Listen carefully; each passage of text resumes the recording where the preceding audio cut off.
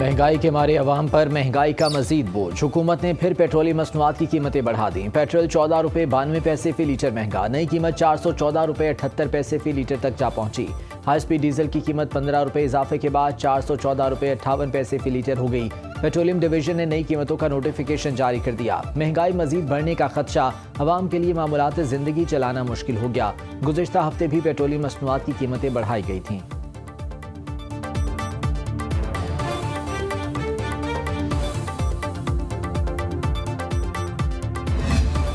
پاکستان کی معیشت کے لیے اچھی خبر، آئی ایم ایف نے پاکستان کے لیے 1 ارب 20 کروڑ ڈالر قسط کی منظوری دے دی۔ عالمی مالیاتی ادارے کے ایگزیکٹو بورڈ کا اجلاس واشنگٹن میں ہوا، جس میں قسط جاری کرنے کی منظوری دی گئی۔ 37 ماہ کے ای ایف ایف پروگرام کے تحت پاکستان کو 1 ارب ڈالر ملیں گے۔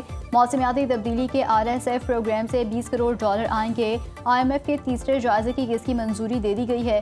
7 ارب ڈالر کے پروگرام میں سے پاکستان کو اب تک 3 ارب ڈالر مل چکے ہیں۔ نئی قسط کے بعد 4 ارب ڈالر پاکستان کو موصول ہو جائیں گے۔ موسمیاتی تبدیلی کے آر ایس ایف پروگرام کی 20 کروڑ ڈالر کی یہ دوسری قسط ہے۔ پاکستان اور آئی ایم ایف کے درمیان 27 مارچ کو سٹاف لیول معاہدہ طے پایا تھا۔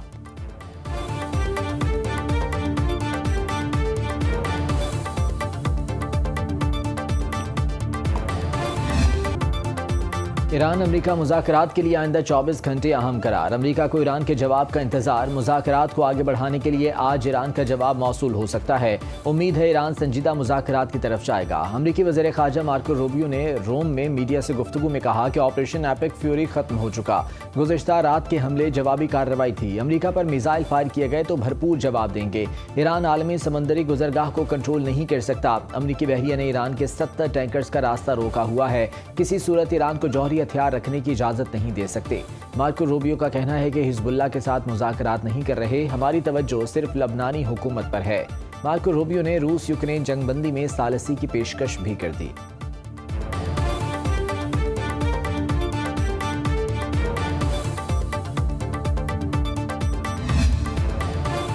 امریکی تجاویز پر غور جاری، حتمی نتیجے پر پہنچنے کے بعد اعلان کر دیں گے۔ ایرانی وزارت خارجہ کے ترجمان اسماعیل بقائی کا کہنا ہے کہ اگلے اقدامات کا تعین پیغامات کے تبادلے کے نتائج پر ہوگا، کسی بھی جارحیت کا جواب دینے کے لیے تیار ہیں۔ وزیر خارجہ عباس اراغچی نے کہا، جب بھی سفارتی حل میز پر آتا ہے، امریکہ فوجی مہم جوئی کا انتخاب کرتا ہے، یہ سب دباؤ ڈالنے کی بھونڈی حکمت عملی ہے۔ کسی تخریب کار کی جانب سے امریکی صدر کو نئی دلدل میں دھکیلنے کی کوشش ہو رہی ہے۔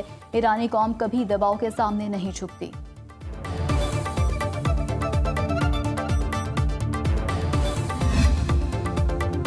جنگ بندی کے باوجود امریکہ اور ایران میں جھڑپیں، دونوں کا ایک دوسرے پر حملوں کا الزام۔ بندر عباس اور کشم کی بندرگاہوں پر امریکہ کے حملے، ایرانی تجارتی جہاز پر حملے میں 10 افراد زخمی، 4 لاپتہ، 1 کی لاش برآمد۔ ایرانی میڈیا کے مطابق حملہ آبنائے ہرمز اور بحیرہ مکران کے قریب کیا گیا۔ میناب کے ساحلی پانیوں کے قریب مال بردار جہاز نشانہ بنا۔ امریکی سینٹرل کمانڈ نے تصدیق کرتے ہوئے کہا کہ امریکی فوج نے 2 ایرانی پرچم بردار خالی ٹینکرز کو نشانہ بنایا۔ ادھر ایران نے امریکی بحری جہازوں پر میزائل، ڈرون اور چھوٹی کشتیوں سے حملہ کیا، کوئی نقصان نہیں ہوا، ویڈیو جاری۔ ایران نے امریکہ پر جنگ بندی معاہدے کی خلاف ورزی کا الزام لگایا، بارباڈوس کے آئل ٹینکر پر قبضہ کر لیا۔ سرکاری میڈیا کے مطابق آئل ٹینکر کو ایرانی تیل کی برآمدات میں رکاوٹ ڈالنے کی کوشش کے شبے میں ضبط کیا گیا۔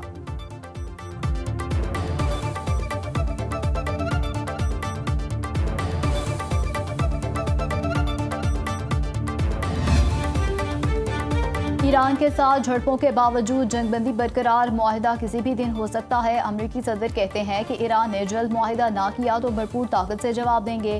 ایران نے پہلی، دوسری اور تیسری رجیم کو ختم کر دیا، انہوں نے 42,000 مظاہرین کو قتل کیا۔ ایران کو کبھی ایٹمی ہتھیار حاصل نہیں کرنے دیں گے۔ صدر ڈونلڈ ٹرمپ کی پاکستانی سیاسی اور عسکری قیادت کی ایک بار پھر تعریف، کہا پاکستان نے مذاکرات کے دوران ایران کے خلاف فوجی کارروائی نہ کرنے کا مشورہ دیا۔ وزیر اعظم شہباز شریف اور فیلڈ مارشل سید عاصم منیر بہترین شخصیات ہیں۔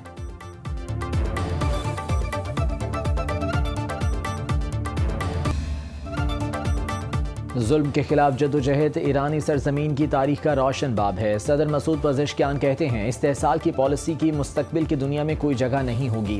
ایران کی پالیسی باہمی احترام اور مشترکہ مفادات پر مبنی دوستانہ تعلقات کو وسعت دینا ہے۔ جس طرح ایران کے لوگوں کی ثقافت میں رواداری کی جڑیں گہری ہیں، اسی طرح اس سرزمین کی تاریخ میں جبر کے خلاف جدوجہد چمکتا ہے۔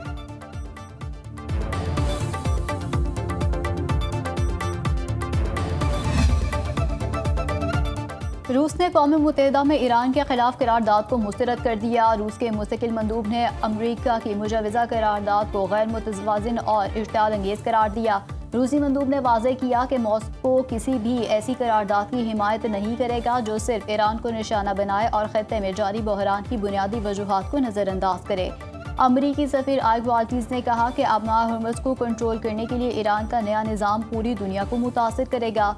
ایران سیولین شپنگ کے تمام جہازوں سے ہرمز استعمال کرنے کے لیے ٹول ٹیکس مانگ رہا ہے۔ قرارداد کے حوالے سے ایرانی وزیر خارجہ عباس اراغچی کا سیکرٹری جنرل اقوام متحدہ کو خط۔ عباس اراغچی نے کہا کہ قرارداد کا مسودہ یک طرفہ اور نامکمل ہے۔ امریکہ نے بحرین، سعودی عرب، متحدہ عرب امارات، کویت اور قطر کی حمایت سے قرارداد پیش کی تھی۔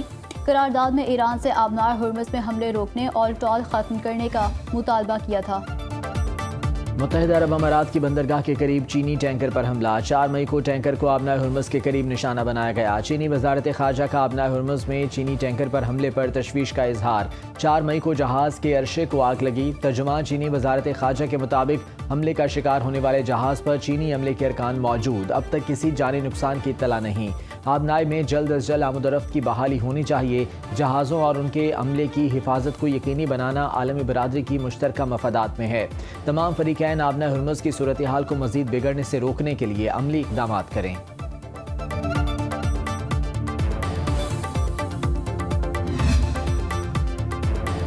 ایرانی نیشنل سیکیورٹی کے ترجمان ابراہیم رضائی نے تنقید کرتے ہوئے کہا کہ پالیسیوں پر امریکہ کو USA نہیں یونائیٹڈ اسٹیٹس آف ایڈیٹس کہا جانا چاہیے۔ ابراہیم رضائی نے کہا امریکہ 2 مرتبہ آبنائے ہرمز سے گزرنے کی کوشش کر چکا ہے۔ امریکہ پوری بحریہ کے ساتھ بھی آبنائے ہرمز عبور کرنے کی صلاحیت نہیں رکھتا۔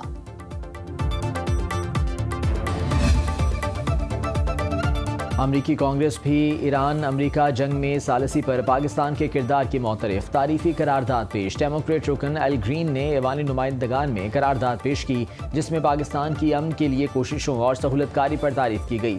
متن کے مطابق ایران امریکہ جنگ میں پاکستان کلیدی ثالث کا کردار ادا کر رہا ہے۔ پاکستان نے سفارتی وفود کی میزبانی کے لیے مشکلات برداشت کی۔ امن مذاکرات کے لیے محفوظ اور قابل اعتماد مقام فراہم کر رہا ہے۔ پاکستان مستقل امن کو ممکن بنانے میں اہم کردار ادا کر رہا ہے۔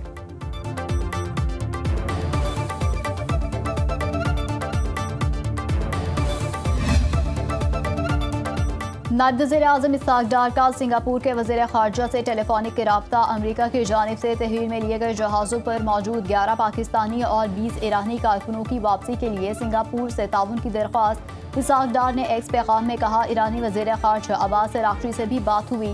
ایرانی شہریوں کی پاکستان کے راستے محفوظ وطن واپسی میں سہولت فراہم کرنے کے لیے تیار ہیں۔ پاکستان امریکی حکام اور دیگر متعلقہ فریقوں سے مسلسل رابطے میں ہے۔ اپنے شہریوں کی حفاظت اور جلد وطن واپسی یقینی بنائی جانے کے لیے کوششیں کی جا رہی ہیں۔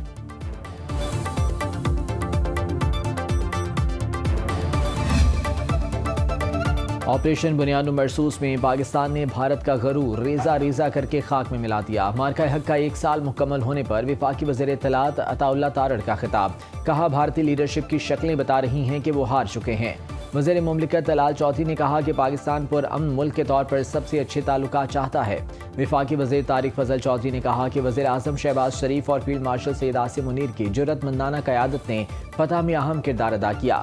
وزیر اطلاعات پنجاب اسما بخاری کہتی ہیں مارکہ حق میں ہماری بہادر افواج نے وہ کارنامہ سر انجام دیا جو رہتی دنیا تک یاد رکھا جائے گا۔ بھارت کے لیے بہتر ہے کہ وہ فتنہ الخوارج اور فتنہ الہندوستان جیسی پراکسیز بند کرے۔ بلوچستان اسمبلی نے مارکہ حق کی کامیابی کے 1 سال پر قرارداد متفقہ طور پر منظور کر لی۔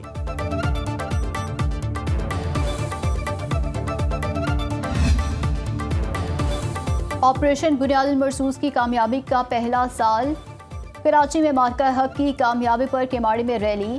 سندھ پولیس کے افسران اور اہلکار، طلبہ اور طالبات، سیاسی اور سماجی شخصیات کی شرکت۔ شرکا نے کہا پاک افواج نے دشمن کو منہ توڑ جواب دیا۔ حیدرآباد میں ضلع انتظامیہ کی ریلی۔ شرکا نے وطن سے محبت اور شہداء کی عظیم قربانیوں کو خراج عقیدت پیش کیا۔ حیدرآباد میں مرکزی مسلم لیگ کے زیر اہتمام آپریشن بنیاد المرصوص کی یاد میں دریائے سندھ میں شاندار کشتی ریلی۔ خواتین اور بچوں سمیت شہریوں کا پاک فوج سے یکجہتی کا اظہار۔ ملتان میں اسپیشل پرسنز کی جانب سے ابدالی روڈ پر ریلی۔ خصوصی افراد کا افواج پاکستان سے اظہار یکجہتی۔ بروسلز میں پاکستانی سفارت خانے میں پروکار تقریب سجائی گئی۔ لاہور کے لبرٹی چوک پر رنگا رنگ ثقافتی شو، علاقائی رقص پیش، پنجاب کی سینئر وزیر مریم اورنگزیب سمیت لوگوں کی بڑی تعداد شریک۔ مریم اورنگزیب نے کہا پاکستان دشمن کے غرور کو خاک میں ملاتا رہے گا۔ پاک فوج نے ملک کی دفاع اور وقار ناقابل تسخیر بنایا۔ وزیر اعظم شہباز شریف اور فیلڈ مارشل سید عاصم منیر کی قائدانہ صلاحیت کو سلام پیش کرتے ہیں۔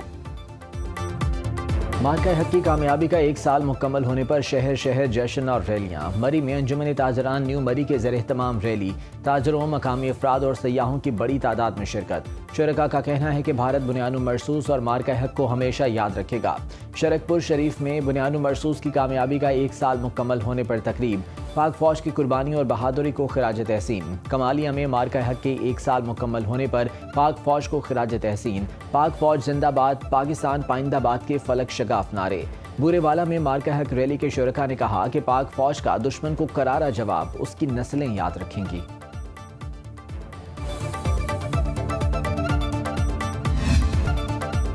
آسٹریلیا نے بھی کالعدم BLA کو دہشت گرد تنظیم قرار دے دیا۔ آسٹریلوی وزیر خارجہ کے مطابق فیصلہ کالعدم BLA کے پاکستان میں دہشت گرد حملوں پر کیا گیا۔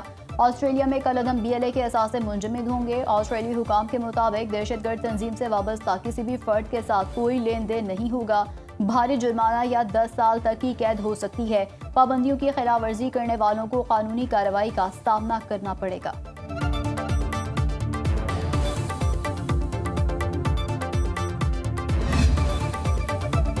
پاکستان نے متحدہ عرب امارات سے کسی ملک یا فرقے کے افراد کی بے دخلی کی خبروں کو غلط قرار دے دیا۔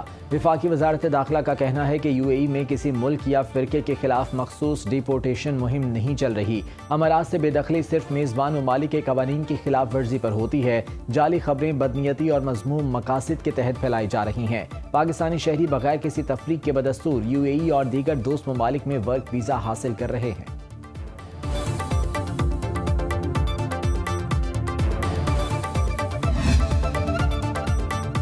میئر کراچی مرتضی وہاب کا بغیر ہیلمٹ اور بغیر لائسنس بائک پر سفر۔ مرتضی وہاب خود الیکٹرک بائک چلا کر سندھ اسمبلی پہنچے۔ ٹریفک قوانین کی خلاف ورزی کا اعتراف۔ میئر کراچی نے کہا بائک چلاتے وقت لائسنس اور ہیلمٹ کا نہ ہونا میری غلطی تھی۔ میرے پاس گاڑی کا لائسنس ہے، بائک کا نہیں۔ جلد بائک کا لائسنس بھی بنوا لوں گا۔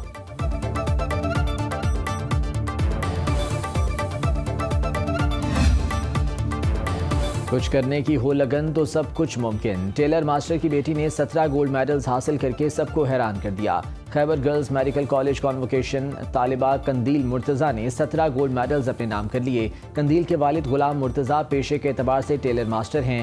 سخت معاشی حالات کے باوجود اپنے 5 بچوں کو پڑھانے کے لیے پرعزم۔ کہتے ہیں بیٹی نے بڑا کارنامہ سر انجام دے کر سر فخر سے بلند کر دیا۔